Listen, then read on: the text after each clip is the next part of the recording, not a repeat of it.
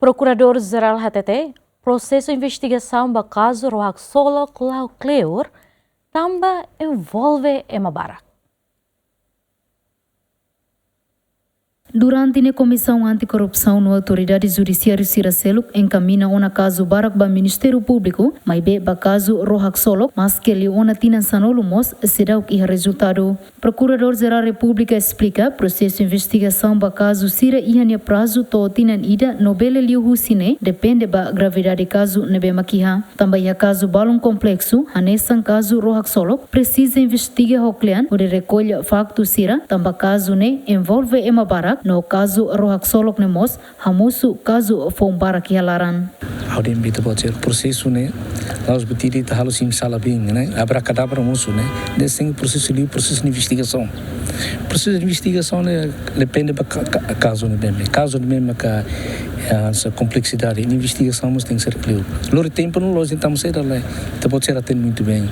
recolha factos recolha provas tem que ser boca testemunha pode também uma indicação né bem que relaciona ao crime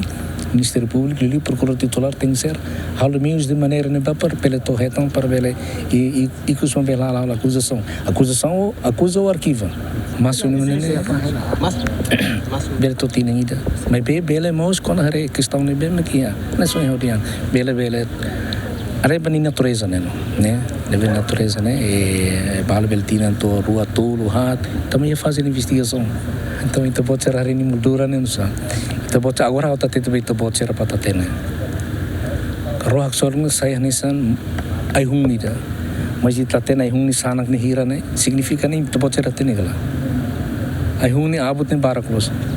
significa que tu musu tang hi processo Barak ni bem me dia Haksolok ni negara. Antes ne ia tina rihun rua sanulu resinhat, governo aloca ona osan ho valor bot o di halo construção baro Haksolok noto agora rone sedakto Timor-Leste. Mas be ia tina rihun rua nulu resin rua, oitavo governo constitucional decide ho di halo revitalização ba estaleiro Atlântico Egel e a Portugal ho valor euro tokon rua nulu. Ho acordo ne atualmente Timor-Leste maksai maior criador ba estaleiro ne, ho representação por cento cianulu resin lima, no sócio seluk ne behanesan mos gerente representa por cento lima. Ter informação ne BGMN acessa o Jornal de Negócio Russi Portugal, oitavo governo constitucional, hala uma transferência ao valor euro tokon São Lourenço